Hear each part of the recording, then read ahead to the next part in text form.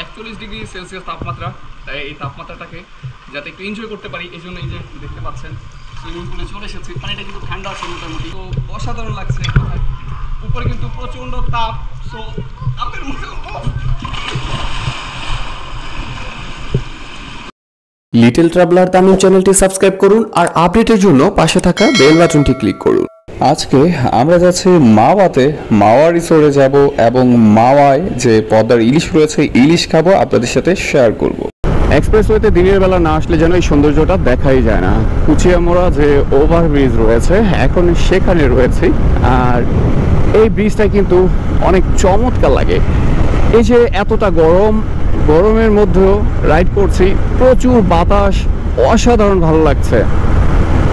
So এখানে bike ride করার সময় গরমটা অনুভূতই হয় না।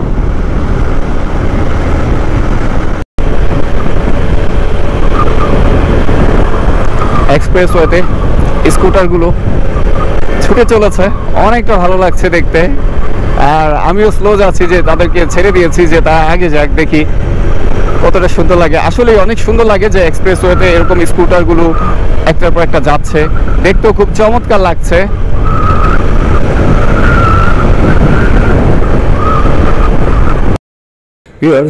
এই মাওয়া এক্সপ্রেসওয়ে দিয়ে যাচ্ছি মাওয়া রিসোর্টে, সেখানে যাব। যেহেতু প্রচণ্ড গরম, এই গরমটাকে কিছুটা শীতলতায় পরিণত করার চেষ্টা করব। আর সেজন্য যে মাওয়া রিসোর্ট রয়েছে সেখানে যে সুইমিং রয়েছে, সুইমিং করব, সেখানে ঘুরবো এবং আপনাদের সাথে শেয়ার করব। সো এভরিওয়ান, এই যে দেখতে পাচ্ছেন মাওয়া রিসোর্টে চলে এসেছি। আমরা এখন এই মাওয়া রিসোর্টে প্রবেশ করব। আর প্রবেশ করতেই এই যে সামনেই রয়েছে, আমি আপনাদেরকে একটু দেখাচ্ছি, এখানে কিন্তু বাইক পার্কিং করার জায়গা রয়েছে। এখানে বাইক পার্কিং করে তারপর এই মাওয়া রিসোর্ট ঘুরে দেখতে পারবেন এবং এখানে সুইমিং পুল রয়েছে, সেখানে সুইমিং করতে পারবেন। সো আমরা এখন বাইক পার্কিং করে তারপর, যেহেতু অনেক গরম তাই সুইমিংয়ের দিকে যাব। সো এই যে এই জায়গাটি দিয়ে যখন যাচ্ছি, খুবই ভালো লাগছে, খুবই সুন্দর করে সাজানো এই মাওয়া রিসোর্টটি। সো সামনের দিকে আমরা যাচ্ছি, গিয়ে আমরা সুইমিংয়ে প্রবেশ করব, কারণ গরমে অতিষ্ঠ হয়ে গিয়েছে। সো এভরিওয়ান, এই যে দেখতে পাচ্ছেন এই সামনেই কিন্তু, এখানেই কিন্তু সুইমিং রয়েছে, অর্থাৎ এই যে বাম পাশে এটি হচ্ছে সুইমিং এই মাওয়া রিসোর্টের। আর এই যে আদার্স যে জায়গাটি রয়েছে খুবই চমৎকার, কিন্তু তাপমাত্রা এতটা বেশি যে কারণে অন্য কোথাও আর ঘোরার ইচ্ছে হচ্ছে না, সরাসরি এই সুইমিংয়ে নেমে যেতেই ইচ্ছে হচ্ছে। তাই এই দিকটিতে যাচ্ছি। এই যে আপনাদেরকে একটু দেখাচ্ছি, এখান থেকে কিন্তু টিকিট কেটে নিতে হবে। এই যে দেখতে পাচ্ছি অনেকেই এই সুইমিংয়ে প্রবেশ করছেন, কারণ এতটাই গরম, এই গরমটাকে বিদায় করার জন্য সবাই সুইমিংটাকেই বেছে নিয়েছেন। আর তাই আমরা সরাসরি ভিতরে প্রবেশ করে যাচ্ছি এখন। এই যে ভিতরে চলে এসেছি, দেখতে পাচ্ছেন আপনারা সুইমিংটা খুবই চমৎকার লাগছে। হ্যালো এভরিওয়ান, আসসালামু আলাইকুম, welcome to my another video little traveller. তারিফ রয়েছি আপনার সাথে, যারা যেখান থেকেই দেখছেন আই হোপ সবাই ভালো আছেন। আর বেশি ভালো না থাকলেও ভালো থাকার জন্য চলে এসেছি আজকে এই মাওয়া রিসোর্টে। আর 41 ডিগ্রি সেলসিয়াস তাপমাত্রা। তাই এই তাপমাত্রাটাকে যাতে একটু এনজয় করতে পারি এই জন্য এই যে দেখতে পাচ্ছেন সুইমিং পুলে চলে এসেছি। পানিটা কিন্তু ঠান্ডা আছে মোটামুটি, তো আমরা এই সুইমিং পুলে নামবো, তারপর এখানে এনজয় করবো। তো এই যে লাভ আকৃতির একটা সুইমিং পুল আছে, খুব চমৎকার লাগছে। তারপর একটু এইদিকে আসি, এদিকে দেখেন, এই যে এইদিকে যে মাওয়া রিসোর্ট লেখাটা আছে, তো অসাধারণ লাগছে। উপরে কিন্তু প্রচণ্ড তাপ, সো তাপের মধ্যে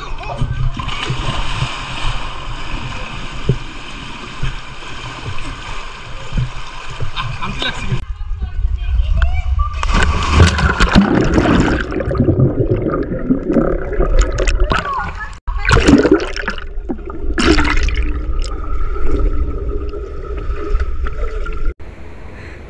যখন কথা বলছিলাম, কথা বলতে বলতে যখন এই সুইমিং পুলে পড়ে গিয়েছিলাম, তখন দেখলাম যে পানিটা অনেক ঠান্ডা। আর এই ঠান্ডা পানিটাকে আসলে রেখে উপরে উঠতে ইচ্ছে করছিল না। তারপরেও আপনাদেরকে একটু দেখানোর জন্য, আপনাদের সাথে একটু শেয়ার করার জন্য চেষ্টা করছি, যাতে আপনারাও যখন এখানে আসবেন এই সুইমিংটাতে এনজয় করতে পারবেন। এতটাই গরম যে এই শীতল পানিটা পাওয়ার পর খুব ভালো লাগা কাজ করছে, খুব সুন্দর কিছু সময় পার হচ্ছে মনে হচ্ছে। তবে এখানে কিন্তু খুব ভালোভাবে এনজয় করতে পারবেন, সুইমিং করতে পারবেন। তবে এই যে মাঝখানে রয়েছে, এই মাঝখানে যারা সাঁতার জানে না তাদের জন্য একটু বিপজ্জনক, কারণ মাঝখানে হচ্ছে গভীরতাটা অনেক বেশি, আর যে কাছে রয়েছে কাছে গভীরতাটা অনেক কম। তারপর আপনাদেরকে একটু আগে যে লাভ আকৃতির সুইমিংটুকু দেখিয়েছি সেটুকু বাচ্চাদের জন্য, অর্থাৎ বাচ্চারা যারা এখানে আসবে তারা এই সুইমিংয়ে লাভ আকৃতির যে সুইমিংটুকু রয়েছে সেটিতে তারা খুব সেফলি সুইমিং করতে পারবে। এখানে খুব এনজয় করছি, এক কথায় অসাধারণ লাগছে। তো আমরা হচ্ছে যেহেতু একটু তাড়াতাড়ি এসেছি, এই সময়টাতে মানুষজন একটু কম, সে কারণে নিজেরা একটু ভালোভাবে এনজয় করতে পারছি। তবে সময় যত গড়াচ্ছে মানুষের আনাগোনা ততটাই বাড়ছে। সো যারা এখানে আসবেন অবশ্যই এখানে একটু সময় নিয়ে আসার চেষ্টা করবেন, তাহলে খুব ভালোভাবে এই সুইমিংটা এনজয় করতে পারবেন। যখনই উপরে উঠছি অনেক বেশি গরম লাগছে, আর যখনই পানিতে নামছি তখনই মনটা শীতল হয়ে যাচ্ছে। এই পানি থেকে যেন উঠতে ইচ্ছে করছে না। খুবই ভালো লাগছে। এই গরমের মধ্যে সুইমিংটাই একমাত্র শান্তির লাগছে আমার কাছে। আই হোপ আপনারা যারা সুইমিং করবেন আপনাদের কাছেও অনেক ভালো লাগবে। পানির নিচে সাঁতার কাটা খুবই ভালো লাগে। যখন পানির নিচে চলে যাই মনে হচ্ছে বরফের মধ্যে চলে যাচ্ছি, এতটা ভালো লাগছে, খুব ঠান্ডা লাগছে। কিন্তু যখন এই পানি থেকে উপরে উঠি তখন যেন শরীরটা রোদে জ্বলে যাচ্ছে, তাই পানির নিচে থাকতেই বেশি ভালো লাগছে।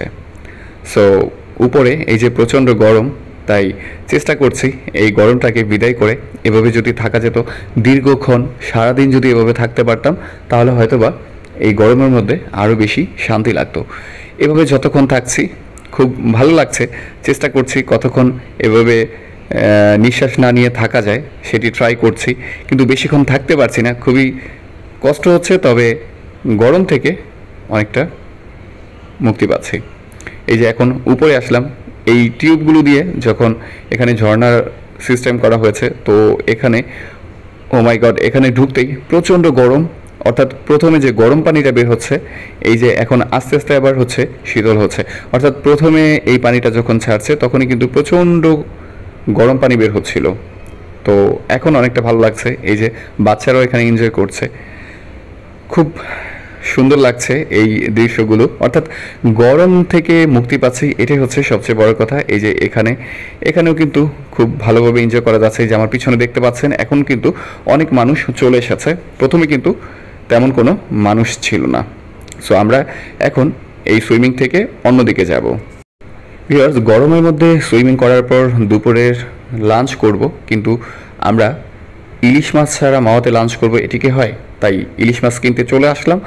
আর এই যে ইলিশ মাছ নিয়েছি, 2টি ইলিশ মাছ নিয়েছি, সরিষার তেল দিয়ে এটি ফ্রাই করা হবে, তারপর এটি খাবো। অর্থাৎ দুপুরের লাঞ্চটি আমরা ইলিশ মাছ দিয়েই সেরে নিব। মাছ দুটি কিন্তু খুব চমৎকার, খুব বড় আকারের 2টি মাছ নিয়েছি। আর এই যে মাছগুলোকে পরিষ্কার করা হচ্ছে, এখানে তারাই কিন্তু এই মাছগুলো আপনি পছন্দ করে যখন কিনে নেবেন এখানে তারা কেটে নিবে, তারপর সেটিকে ফ্রাই করবে। এর সাথে কিন্তু বেগুন ভাজাও রয়েছে। সো তারা কিন্তু খুব ভালোভাবে এখানে পরিষ্কার পরিচ্ছন্নভাবে এই মাছগুলোকে প্রসেস করে থাকে। এই যে দেখতে পাচ্ছেন এক একটি মাছ কাটা হচ্ছে, খুব বড় বড় সাইজ করে হচ্ছে এই মাছটি কাটা হচ্ছে। 2টি মাছ নিয়েছি, একটি মাছ থেকে 6টি মাছ বের হয়েছে। তারপর হচ্ছে যে লেজ রয়েছে, মাথা রয়েছে, সেগুলো দিয়ে কিন্তু মাছের ভর্তা তৈরি করা হবে। অর্থাৎ আমরা একসাথে ইলিশ মাছ ফ্রাই খাবো এবং ইলিশ মাছের যে লেজ রয়েছে সেটির ভর্তা করা হবে, সেই ভর্তা দিয়েও কিন্তু খাবো। সো এটি যারা মাওয়াতে আসেন তাদের কাছে লোভনীয় একটি খাবার আমি মনে করি। সো আমিও যখন আসি তখন আমি এটি মিস করি না, কারণ পদ্মার ইলিশ বলে কথা। অন্যান্য ইলিশের চাইতে এই পদ্মার ইলিশের স্বাদটা কিন্তু অনেক বেশি। যারা পদ্মার ইলিশ খেয়ে থাকেন তারা অন্য জায়গার ইলিশে কিন্তু এই পদ্মার ইলিশের মতো স্বাদ পাবেন না। সো এই যে আমরা দেখতে পাচ্ছি আমাদের ইলিশ মাছ 2টি কাটা প্রায় শেষ পর্যায়ে, এখন মাথা 2টিকে প্রসেস করা হচ্ছে। এরপর আমরা এখান থেকে পাশেই রয়েছে যে চুলা রয়েছে সেখানে তারাই কিন্তু এই মাছগুলোকে ফ্রাই করবে এবং মাছের ভর্তা তৈরি করবে, তারপর বেগুন ভাজি করবে। আমরা সেটি দিয়ে হচ্ছে দুপুরে লাঞ্চ করে নেব। সো ভিউয়ার্স, একটি কথা বলে দিচ্ছি, যারা এখানে আসবেন মাছ দাম দর ঠিক করে তারপর হচ্ছে মাছ নেবেন। এই যে আমরা দেখতে পাচ্ছি এই সরিষার তেল দিয়ে হচ্ছে আমাদের মাছগুলোকে এখন ফ্রাই করা হবে। সো ভিউয়ার্স, এই যে দেখতে পাচ্ছেন তারা কিন্তু এই সরিষার তেল দিয়ে আমাদের মাছটিকে ফ্রাই করছেন, অর্থাৎ দুটি মাছ আমরা নিয়েছি, সেই দুটিকে কিন্তু ফ্রাই করছেন। তবে সবচেয়ে মজার বিষয় হচ্ছে আপনি যখন এখানে নিজে দাঁড়িয়ে থেকে দেখবেন যে আপনার মাছগুলো আপনার সামনে কাটা হচ্ছে, তারপর ফ্রাই করা হচ্ছে কোনো রকমের কেমিক্যাল ছাড়া, একদম ন্যাচারালভাবে সরিষার তেল দিয়ে। সরিষার তেলটাও হচ্ছে আপনি যেটা পছন্দ করে দিবেন সেই তেলটি দিয়ে কিন্তু ভাজা হবে। সো এটা কিন্তু একদম ন্যাচারাল স্বাদ। সো এটি আমার মনে হয় না এই মাওয়া ছাড়া অন্য কোথাও গেলে এভাবে পাবেন। তো মাওয়াতেই হচ্ছে সবচেয়ে বেস্ট। এই যে শুরু থেকেই দেখতে পাচ্ছেন যে আরও একটি মাছ প্রসেস করা হচ্ছে। প্রথমে সরিষার তেলের আপনি যেটুকু কিনে দিবেন পুরো সরিষার তেলটাই হচ্ছে তারা কড়াইতে দিবে এবং মাছগুলোকে তারা ভাজতে শুরু করে। এই যে প্রক্রিয়াগুলো, এগুলো আপনি নিজে দাঁড়িয়ে থেকে দেখতে পারবেন যে আপনার সামনে আপনি যে মাছটি কিনেছেন সেটি ফ্রাই করছে কিনা, নাকি অন্য মাছ করছে। বিভিন্ন জায়গায় হচ্ছে প্রতারণা করে থাকে, কিন্তু এখানে কিন্তু সেটি নেই। আপনি নিজে মাছ পছন্দ করবেন, তারপর নিজে সামনে থেকে মাছটি কেটে নেবেন, তারপর তারা সেটিকে প্রসেস করে আপনার সামনেই হচ্ছে ফ্রাই করবে। তারপর আপনি তৃপ্তি করে এই পদ্মার ইলিশ খেতে পারবেন। তবে এটি খাওয়ার স্বাদ কিন্তু অন্যান্য জায়গায় ইলিশ খাওয়ার চাইতে অনেকটা বেশি। বলতে গেলে একদম পদ্মার তাজা ইলিশ মাছ এখানে পাওয়া যায় এবং আপনার পছন্দ অনুযায়ী ছোট বড় যেরকমটি আপনার পছন্দ সেরকমটি আপনি নিতে পারবেন আপনার বাজেটের মধ্যে। তবে এখানে মোটামুটি বাজেট কিন্তু অনেকটা ফ্রেন্ডলি বলা যায়। আর যখন দুই একজন আসবেন তখন হয়তো বা আপনাদের বাজেটটা অনেক বেশি পড়ে যাবে। তবে যত লোক বেশি আসবেন, একসাথে আসবেন, তত বাজেটটা কম পড়বে। এই যে আমরা দেখতে পাচ্ছি বেগুন ভাজি করছে, অর্থাৎ আমরা মাছের সাথে আপনাদেরকে বলেছিলাম শুরুতেই যে বেগুন ভাজিটাও খাবো, সেজন্য আমরা বেগুন ভাজিটাও করে নিচ্ছি। তবে ভিউয়ার্স, আপনারা যখন পার্সন বেশি আসবেন তখন আপনাদের খরচটা অনেক কম পড়বে। এই যে আমরা দেখতে পাচ্ছি আমাদের ভর্তা এবং মাছ। সো আমরা এখন লাঞ্চ করে তারপর নদীর পাড়ে ঘুরতে বের হয়ে গিয়েছি। এই যে আমরা এখন পদ্মা নদীর কথা বলেছিলাম একটু আগে, যে পদ্মার ইলিশ, আমরা পদ্মার ইলিশ খেয়ে তারপর এই যে পদ্মা নদীর পাশে আমরা ঘুরতে চলে এসেছি। এই পাশটিতে আমরা একদম নদীর পাশে চলে এসেছি। বাইক নিয়ে একদম নদীর সাইডে আসা যায়, আপনারাও চাইলে এখানে আসতে পারেন। তবে ভিউয়ার্স, খাওয়ার ভিডিওটা দেখাইনি, কারণ হচ্ছে খাওয়ার ভিডিওটা অ্যাভয়েড করে যাচ্ছি, জাস্ট প্রসেসগুলো আপনাদেরকে দেখিয়েছি। সো ভিউয়ার্স, এই যে দেখতে পাচ্ছেন আমরা নদীর পাশে চলে এসেছি। কারণ আপনি যখন মাওয়াতে আসবেন, মাওয়ার ইলিশ খাবেন, নদীর পাশে আসবেন না, তখন আপনার কাছে যেন কিছু একটা শূন্যতা অনুভব হবে। আর আপনি যখন একদম নদীর পাশে আসবেন, এখানের যে বাতাসটা রয়েছে সেই বাতাসটা যখন আপনার শরীরে লাগবে, আপনি যখন অনুভব করবেন এই পদ্মা নদীর যে গর্জনটা রয়েছে, অর্থাৎ স্রোতের যে একটা শব্দ রয়েছে ন্যাচারালি, সেটা যখন আপনার কানে বাজবে তখন আপনার এই মাওয়া আসাটা সার্থক মনে হবে। ভিউয়ার্স, আমরা এখন এই যে সামনের দিকে যাচ্ছি, আর এই যে দূরে দেখতে পাচ্ছি পদ্মা সেতুটি কিন্তু এখান থেকে দেখা যাচ্ছে। খুব সুন্দর লাগছে এই জায়গাটি।